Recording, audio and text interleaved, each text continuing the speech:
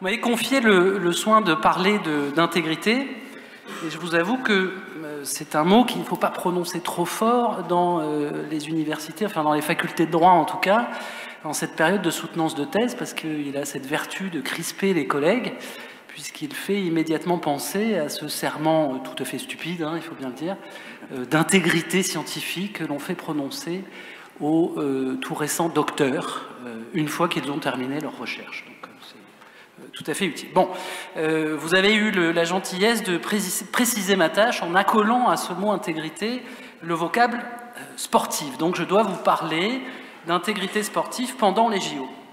Alors évidemment, je ne peux pas me dispenser d'une petite définition de ce concept d'intégrité, et c'est là que la première difficulté survient.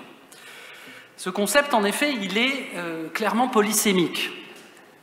Quel que soit le dictionnaire auquel on se réfère, deux sens surgissent, et ça pose évidemment tout de suite un problème.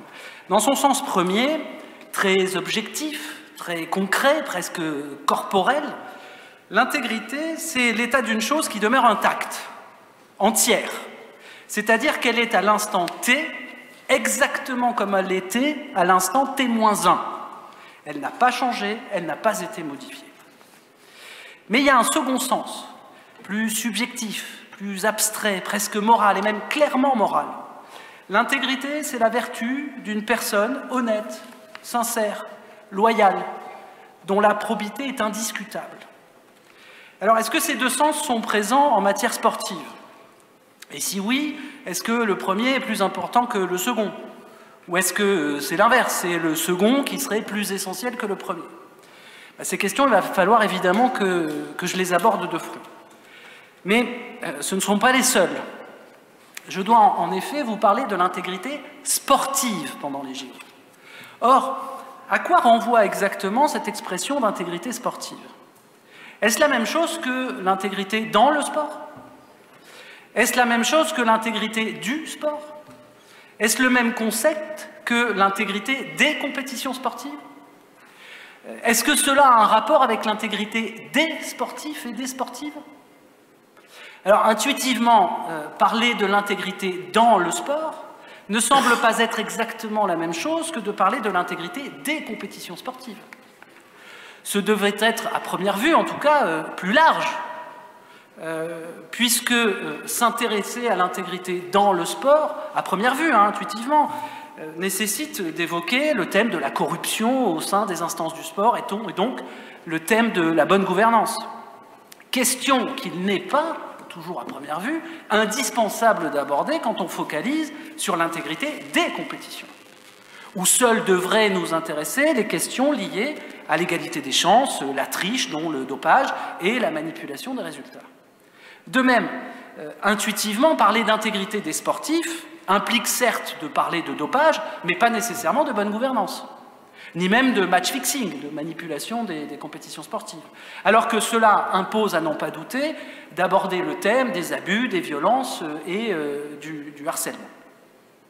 Alors, s'intéresser à l'intégrité du sport semble impliquer une focale plus grande que celle qui est nécessaire à l'analyse de la notion d'intégrité des sportifs.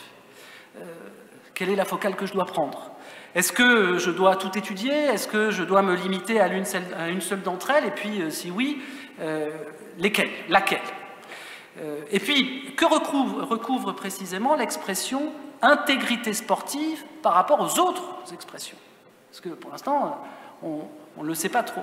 On voit par là que la première chose que je dois faire, c'est certainement une délimitation de mon intervention, car en 20-30 minutes, je ne sais pas trop combien de temps j'ai, 30 minutes si je regarde le programme, je vais avoir du mal à détailler les mesures qui sont prises par le CIO pour rendre efficace, par exemple, son système de compliance interne, et tous les mécanismes qui sont destinés à garantir l'égalité des compétiteurs, la prévention des manipulations des compétitions sportives, la lutte antidopage, les mesures destinées à préserver les sportifs contre toute forme de harcèlement, de violence et d'abus. Donc il y a toute une série de questions liées à la délimitation thématique de mon sujet que je peux difficilement éviter. Mais ce ne sont pas les seules questions que je dois me poser. Il y a aussi une question de nature temporelle, une délimitation de nature temporelle qui est essentielle, parce que le sujet que vous m'avez confié, c'est de parler de l'intégrité sportive pendant les JO. Alors, au début, j'étais très cool, hein. Je me suis dit, bah, ça va être rapide. Sauf que je suis allé voir ce que c'était que la notion de JO, le pendant les JO. Et alors là, c'est l'horreur absolue, hein. C'est-à-dire que quand je m'en suis rendu compte, il était trop tard. Et c'est l'horreur absolue. Pourquoi? Ben parce que quand on regarde, par exemple, au dire du CIO, hein, les différents textes du CIO, on a d'abord ce concept d'édition des JO, l'édition des Jeux Olympiques. Et l'édition des Jeux Olympiques, ça commence au moment où, quelque chose dont on a parlé ce matin, il y a un appel à candidature des villes hôtes, jusqu'au moment où le comité d'organisation qui a été choisi est liquidé, ce qui en gros fait à peu près 8 ans. Ça fait long, hein. Tout d'un coup, le pendant les JO, ça fait très très long. Sauf que ce n'est pas du tout la seule période dont il est question, par exemple, dans la Charte olympique. Dans la Charte olympique, vous avez aussi les Jeux olympiques sont constitués des Jeux de l'Olympiade et des Jeux olympiques d'hiver, parce que l'Olympiade, c'est les Jeux olympiques d'été. Et on sait, toujours d'après la Charte olympique, qu'une Olympiade, c'est une période de 4 années civiles consécutives, commençant le 1er janvier de la première année et se terminant le 31 décembre de la 4e année. Donc ce n'est pas la même période. Alors laquelle je prends, je ne sais pas encore, puisqu'il y en a d'autres. Puisque quand je continue la lecture de la Charte olympique, je tombe sur la notion de période des Jeux olympiques. Et là, ça désigne, selon la Charte, la durée des compétitions des Jeux olympiques, dont on sait, toujours selon la Charte, qu'elle ne peut pas dépasser 16 jours. Voilà, ça réduit encore. Étant précisé quand même que dans la Charte, il y a 2 autres périodes dont on parle, celle qui est comprise entre les 2 cérémonies, la cérémonie d'ouverture et la cérémonie de clôture, que l'on appelle la célébration des Jeux, c'est une période qu'on appelle la célébration des Jeux. Et puis vous avez aussi la période de l'ouverture du village olympique, qui commence avant la cérémonie d'ouverture et qui termine évidemment après la cérémonie de clôture. Sauf qu'on est en France, et pour les Jeux de Paris, parce que c'est quand même ceux-là qui nous intéressent, il y a aussi la loi française. Et dans la loi française, on trouve toute une série de périodes différentes. Dans les lois françaises, hein, parce que ce matin, on a parlé des différentes lois particulières. Par exemple, en matière de publicité, on nous dit que la période dont il faut tenir compte pour la loi spéciale Jeux Olympiques, c'est celle qui ira du 30e jour précédent celui de la cérémonie d'ouverture des Jeux Olympiques de 2024, jusqu'au 15e jour suivant la date de la cérémonie de clôture des Jeux Paralympiques de 2024. Sauf que ce n'est pas la même que celle qui est utilisée en matière de pouvoir sur la délégation olympique et paralympique française, qui, elle, commence le 10e jour précédant la cérémonie d'ouverture, mais jusqu'à la clôture des Jeux, pas plus loin.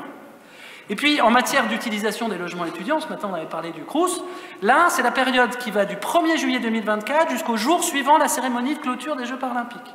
Et il y en a encore une autre, histoire de bien me compliquer la vie, celle qui part, c'est en matière de sécurité, celle qui commence le 1er juillet 2024 et qui termine le 15 septembre 2024.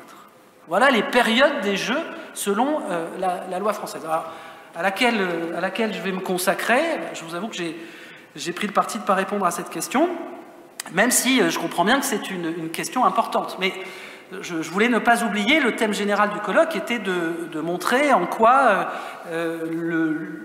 cet événement exceptionnel produisait un droit d'exception.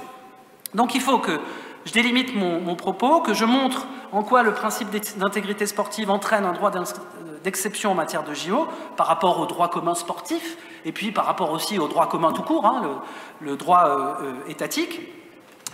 Étant précisé que ce concept d'intégrité sportive, en fait, il n'est pas connu, il n'est pas défini, et il faut lui-même le délimiter. Alors, je ne cherche pas votre compassion, hein. Je sais que de toute façon, à 14 heures, personne n'a de compassion pour personne.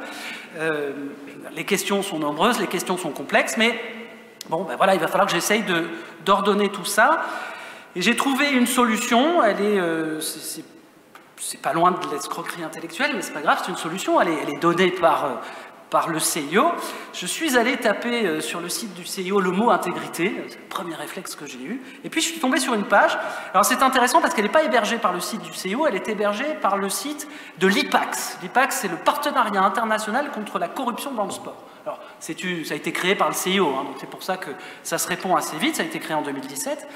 Et sur ce site internet, il y a les propos suivants, je vais vous les lire parce qu'ils sont importants et en fait ça va être mon fil directeur. Le CIO s'attache à renforcer la probité des organisations sportives et à protéger les athlètes intègres. La lutte contre le dopage et toute autre forme de tricherie dans le sport d'une part, et le renforcement de l'éthique en améliorant la transparence, la bonne gouvernance et la responsabilité des organisations sportives d'autre part, sont des priorités absolues pour le CIO. L'intégrité engendre la crédibilité. Et la crédibilité des compétitions et des organisations sportives est l'un des 3 piliers de l'agenda olympique 2020. Si les compétitions sportives souffrent d'un manque de crédibilité, alors tôt ou tard, ce sont les organisations sportives qui vont souffrir d'un manque de crédibilité. Et l'inverse est également vrai, nous dit cette déclaration. Et j'ai pris dans cette déclaration, dans la crédibilité, l'intégrité, la crédibilité, j'ai trouvé la solution à tous mes questionnements. Et donc, effectivement, l'intégrité, c'est un concept polysémique, il faut l'admettre, il est pluriel. L'intégrité sportive, l'intégrité du sport, l'intégrité dans le sport, l'intégrité des compétitions sportives, l'intégrité des sportifs. Reste que sous cette pluralité, cette luxuriance du concept qui exige un peu le tri, il y a en réalité un objectif unique, un objectif singulier. C'est la raison pour laquelle je vous propose de structurer ma présentation en 2 temps, afin de découvrir derrière ce concept pluriel l'objectif singulier que le monde de l'olympisme, le monde du sport en général, cherche à atteindre presque à tout prix. Analysons donc dans un premier temps ce concept pluriel de l'intégrité, je l'ai dit, l'intégrité sportive, l'intégrité du sport, l'intégrité dans le sport, l'intégrité des compétitions sportives, l'intégrité des sportifs. On peut trouver l'évocation de ces différentes dimensions du concept dans des sources de l'ordre juridique sportif. C'est clair. Je vais en dresser un rapide panorama. Mais ce qui est remarquable, c'est que cette conception plurielle du concept d'intégrité, elle trouve aussi sa traduction dans l'ordre juridique étatique et supra-étatique. Que cela soit d'ailleurs dans des sources de droit mou ou même dans des sources de droit dur. Alors, on voit là qu'il y a une juxtaposition, une superposition des conceptions de l'intégrité par les instances normatives du sport et par celles des États. Que cette superposition ne soit pas toujours parfaite importe peu. En effet, si par exemple les incriminations de dopage sont toutes des fautes disciplinaires, tandis que le simple fait de se doper n'est pas pénalement sanctionné alors qu'il l'est disciplinairement, ça n'importe pas. Pourquoi? Parce que, quoi qu'il arrive, que ce soit dans l'ordre juridique étatique ou dans l'ordre juridique sportif, il est développé, aujourd'hui en tout cas, une même conception plurielle de ce concept de l'intégrité, et c'est la raison pour laquelle je vais essayer en quelques mots, je vais peut-être, je ne sais pas combien de temps il me reste, mais je vais peut-être un peu accélérer, en quelques mots, essayer d'en faire un rapide tour d'horizon. Commençons par les instances du sport. La lecture de ce site internet, le Partenariat international contre la corruption, la plateforme de l'IPAX, est assez instructive parce qu'on voit bien que c'est une plateforme qui a été créée par le CIO, on voit bien qu'il y a cette dimension plurielle. L'intégrité, elle est vue comme étant d'abord l'intégrité institutionnelle, donc bonne gouvernance, principe universel d'intégrité, lutte contre la corruption, et puis l'intégrité des compétitions dans laquelle il est rangé la lutte contre le dopage, la prévention des manipulations, la prévention du harcèlement, la prévention des abus dans le sport, c'est-à-dire l'intégrité des sportifs aussi. Et ce découpage-là, finalement, on le retrouve, quand on regarde un petit peu dans les différents codes d'éthique des fédérations internationales, on le retrouve quasiment partout. On le retrouve aussi en France. Si on fait un petit détour en France, on le retrouve en France. La charte d'éthique et de déontologie du sport français, édictée par le CNOSF, comprend toutes les occurrences du concept d'intégrité. Intégrité morale, physique, psychique, intégrité du corps humain, probité, impartialité, transparence des dirigeants, intégrité des compétitions, tout y est. Tout y est. Alors, ce qui est assez intéressant, c'est là où j'ai eu un petit stress, mais bon, après, j'ai décidé de l'évacuer, c'est que le CNOSF, il publie aussi un guide de l'intégrité sportive. Et c'est le seul instrument sportif où on parle de ce concept que vous m'avez donné, l'intégrité sportive. Et lui, il est réduit, mais sans raison aucune, donc c'est pour ça que je l'écarte, il est réduit simplement au dopage et aux manipulations des compétitions. Je l'écarte, pourquoi? Je l'écarte parce que tous les autres documents du monde du sport ont une vision large, ont une vision plurielle. La charte d'éthique de Paris 2024, par exemple, elle embrasse le concept d'intégrité dans toute sa pluralité. Vous avez même, autour de l'organisation des Jeux Paris 2024, un guide, le guide de bonne pratique, qui s'intitule « Agir avec intégrité pour les Jeux exemplaires ». Et on parle de tout, manipulation, bonne gouvernance, droits humains, tout. Et puis, après, il faut aussi aller voir du côté du CIO, et on comprend finalement pourquoi dans le monde sportif, tout le monde a cette vision très très large. Le CIO a cette vision large. Il l'a mis d'ailleurs assez récemment sur un document qu'il a appelé lui-même un document de référence. C'est un document qui date de mai 2023, qui est intitulé « L'intégrité dans le sport, l'approche du CIO ». C'est intéressant, on a le résumé de son approche, et dans ce document, on a tout, les 5 piliers dont je vous parle, le comportement éthique, la bonne gouvernance et les mesures de lutte contre les corruptions, l'intégrité des compétitions, manipulation, match truqué, défense d'un sport sans dopage, lutte contre la manipulation technologique, impartialité des arbitres, la totale. Et puis vous avez aussi la protection des membres des organisations et des athlètes, et enfin, et là j'insiste parce qu'on va le voir, ça va être important, le respect des droits humains, c'est le 5e, ne t'inquiète pas Xavier, je ne déborderai pas. Hein. Le respect des droits humains, c'est le dernier pilier. Au demeurant, on se rend compte que ce respect des droits humains, il a été intégré désormais dans la charte olympique, qui a été tout récemment modifiée, et maintenant il fait partie des principes fondamentaux de l'olympisme, parce que l'olympisme se veut créateur d'un style de vie fondé sur, notamment, la responsabilité sociale et le respect des droits humains reconnus au plan international et des principes éthiques fondamentaux universels. Bon. Alors donc, on a là la conviction certaine que dans le monde du sport, l'intégrité, c'est un concept avec des multiples facettes. Est-ce qu'on a cette même conception au niveau des États? La réponse est oui. Que l'on regarde, en France en particulier, ou que l'on regarde certains documents supra-étatiques, comme par exemple du côté du Conseil de l'Europe ou du côté de l'UNESCO, on a différents instruments. Du côté de l'UNESCO, par exemple, vous avez les lignes directrices de l'UNESCO sur l'intégrité du sport, et tout y est, là encore, toutes les facettes de ce concept d'intégrité. On y a même, dans ces lignes directrices, une définition qui est donnée de l'intégrité tout court. Hein. L'intégrité tout court. Et c'est une définition que les lignes directrices qualifient d'holistique, pour bien montrer cette vision très très large qu'elle en a. Alors je vous en fais grâce parce qu'elle est assez longue. Simplement, si vous allez la voir, cette définition holistique, vous y verrez tout. L'intégrité des compétitions, l'intégrité des sportifs, l'intégrité du sport, dans le sport, tout. Tout le panel y est. Et ça correspond d'ailleurs à l'article 10 de la Charte internationale de l'éducation physique et de l'activité physique et du sport de l'UNESCO, où l'on a ce même type de conception. Du côté européen, pareil. Le Conseil de l'Europe développe une conception de l'intégrité strictement identique à celle de l'UNESCO. Alors c'est relativement nouveau dans un texte où maintenant c'est regroupé, mais en réalité, c'est pas une conception qui est si nouvelle que ça, parce que quand on regarde toutes les conceptions, toutes les conventions qui ont été édictées sous l'égide du Conseil de l'Europe, on se rend compte que tout est traité. Quand on regarde toutes les recommandations, les différentes déclarations dont je vous fais grâce, à chaque fois, tout le panel de l'intégrité est traité. Mais je vais appuyer quand même sur un point relativement récent, c'est la Charte européenne du sport. Elle a été récemment révisée, c'était en 2021. Auparavant, le mot intégrité n'était pas dans la Charte européenne du sport. Avec la révision de 2021, il y est, et il y est dans toute son élargissement, je serais tenté de dire, dans toutes ses composantes, les composantes de l'intégrité personnelle, de l'intégrité de la compétition et de l'intégrité organisationnelle.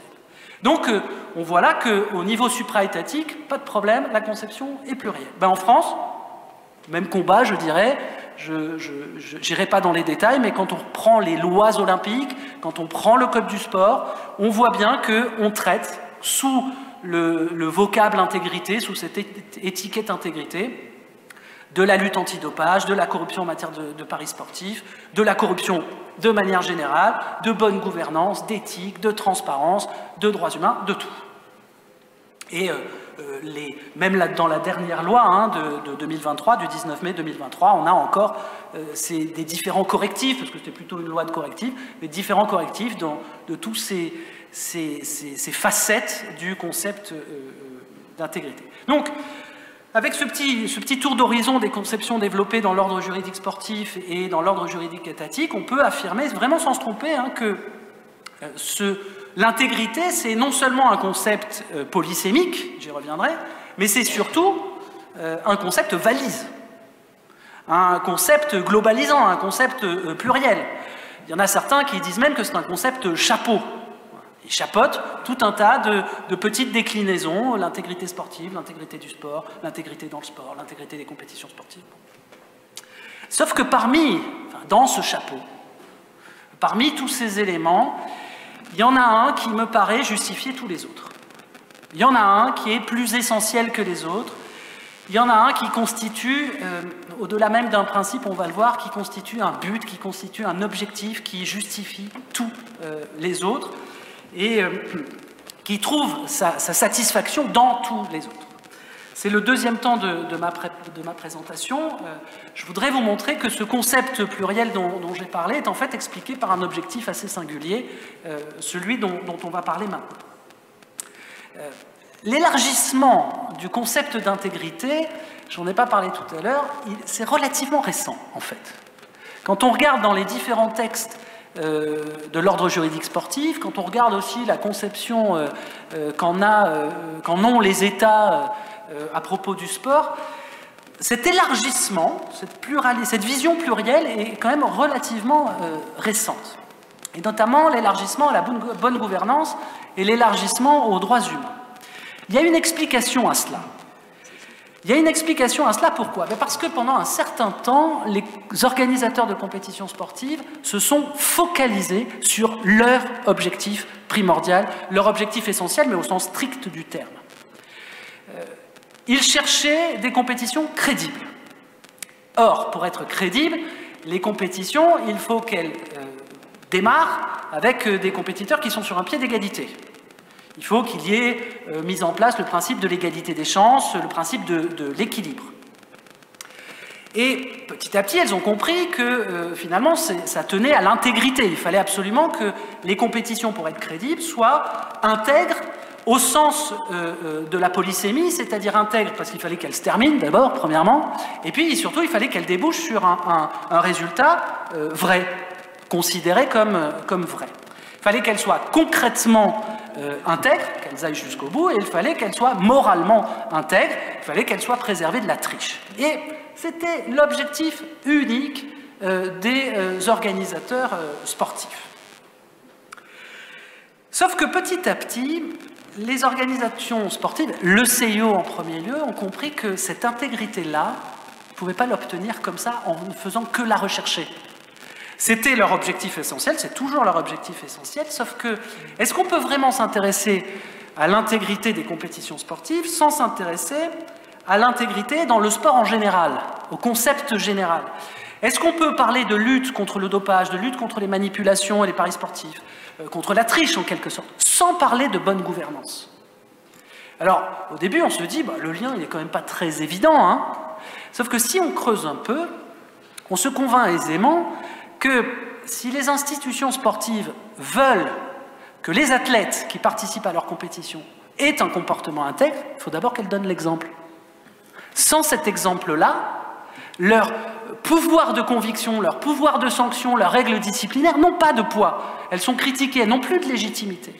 Et donc ça, petit à petit, les organisateurs sportifs se sont dit, mais notre propre crédibilité aussi est en jeu, notre propre intégrité est en jeu. Il faut que nous soyons exemplaires pour qu'on puisse demander ensuite aux athlètes d'être eux-mêmes exemplaires. Donc le fair play, tout ça, c'est bien joli, mais il faut que nous aussi, nous adoptions des règles de bon comportement. Et puis, même si on regarde, et elles s'en sont convaincues petit à petit, même si on regarde l'aspect concret, quand vous prenez le marathon olympique, par exemple, il peut ne pas aller jusqu'à son terme parce que vous avez un immense orage, un événement climatique un peu particulier, ou parce que vous avez un mouvement social qui empêche les compétiteurs d'aller jusqu'à la ligne d'arrivée. Bon. C'est un problème d'intégrité des compétitions, mais concret, basique, la compétition ne se termine pas. Certes, mais il peut y avoir aussi un marathon olympique qui ne se termine pas à cause d'un problème climatique, ou à cause d'un mouvement social, mais pour lequel le CIO a quelques responsabilités, du moins morales. Parce que quand on parle, par exemple, du rapport entre le respect de l'environnement et l'organisation des méga-events, on peut se poser un certain nombre de questions. Mais le CIO se pose ces questions-là. Et donc, il a décidé c'est assez récent, hein, mais d'ouvrir sa conception, mais pas pour faire plaisir, hein, parce qu'il a en tête son objectif essentiel. Cet objectif-là qui est primordial pour lui et qui explique et qui justifie quasiment tous les moyens. Alors, cet objectif, pourquoi est-ce qu'il est essentiel et à quoi on s'en rend compte? Ben, sur le plan conceptuel, le principe d'intégrité des compétitions, c'est celui-là qui est primordial, il repose sur le modèle de base de l'organisation de la compétition sportive. C'est un modèle qui repose sur la justice de terrain, à chacun ses mérites. Voilà, c'est le vrai truc de la concurrence, à chacun ses mérites. Or, la méritocratie, c'est ce mythe fondateur de la compétition sportive. Il a été reconnu comme tel par les juridictions sportives comme les juridictions étatiques. Et beaucoup considèrent que ce mythe-là fondateur, il est consubstantiel au sport, c'est-à-dire compétition égale intégrité. Intégrité égale compétition. Il ne peut pas y avoir l'un sans l'autre. Au passage, si on fait un petit détour par l'histoire, plutôt la mythologie que l'histoire au demeurant, parce qu'on ne sait pas trop si c'était vrai, on se rend compte que les Jeux Olympiques auraient été créés, non pas sur la volonté de mettre en place des mérites, mais sur la volonté de corriger une triche originelle. C'est-à-dire que l'origine de la création des Jeux Olympiques, c'est une triche. C'est une triche. En l'occurrence, c'était un candidat à la main de la fille d'un roi qui a dû participer à une compétition de chars, et pour être sûr de la gagner, parce qu'il se trouvait que le roi avait des chevaux ailés avec des ailes, des chevaux divins, pour être sûr de la gagner, il a profité d'une triche. Le char du roi avait été saboté. Et pour se faire pardonner, il a décidé d'organiser des Jeux Olympiques qui, eux, devaient être soi-disant intègres. Bon. Donc il y a un rapport de naissance, d'essence. Voilà, ça sort de l'intégrité. Alors il y en a plein qui contestent ça. Il y en a plein qui considèrent que non, l'intégrité, c'est pas du tout le fondement des Jeux Olympiques ou du sport. C'est juste le fruit d'une induction amplifiante des règles liées à la compétition sportive. Alors, à la limite, on s'en fiche, c'est pas très grave, parce que la question soit ouverte ou fermée, qu'on la tranche, c'est pas mon propos. Le véritable problème pour les organisateurs sportifs, c'est pas le concept, le véritable problème pour les organisateurs sportifs, c'est est-ce que la compétition va débuter avec des concurrents qui sont placés sur un pied d'égalité? Est-ce qu'elle va se dérouler de manière loyale? Est-ce qu'elle va se terminer comme il était prévu? Et est-ce qu'elle va déboucher sur un résultat sincère? C'est ça le seul problème des organisateurs de compétitions sportives. Eh bien, le principe d'intégrité des compétitions contient tout ça. Voilà, contient tout ça. C'est pour ça que je vous dis, pour les organisateurs, il est essentiel. Et c'est d'ailleurs la raison pour laquelle le regretté professeur Colomb de l'Université de Nice avait écrit à propos de ce principe d'intégrité des compétitions et de sa légitimité juridique par rapport à tous les autres, par rapport au fair play, à l'égalité des chances. S'il ne devait en rester qu'un, ce serait celui-là. Ce serait sans doute celui-là. Et je pense qu'il avait raison, c'est celui qui occupe les organisateurs sportifs. Et finalement, tous les autres, savoir s'ils sont synonymes, pas synonymes, on s'en fiche. Le principe d'intégrité des compétitions sportives, c'est un principe structurant, c'est l'épine dorsale du droit sportif, c'est un principe structurel de la lex sportiva, c'est un principe cardinal, c'est un principe directeur, et donc, c'est un but, c'est un objectif. Voilà. Pour les organisateurs sportifs, c'est un objectif. Et cet objectif, il ne faut pas l'ignorer, cet objectif, c'est celui qui légitime et qui explique toute l'action des organisateurs sportifs et qui les convainc de mobiliser la totalité des moyens possibles et inimaginables pour l'atteindre.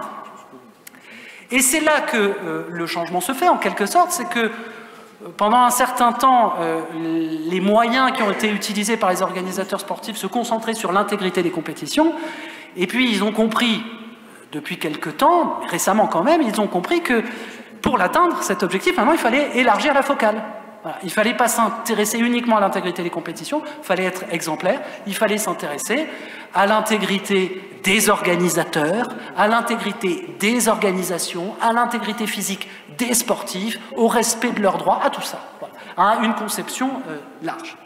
Et cette conception large, elle est utilisée dans tous les moyens. C'est-à-dire que les organisateurs, le CIO en premier lieu, jouent toutes les cartes, jouent la carte de la prévention, la carte de la régulation, la carte du contrôle, la carte des sanctions, et à chaque fois, ils essayent d'avoir cette vision extrêmement large.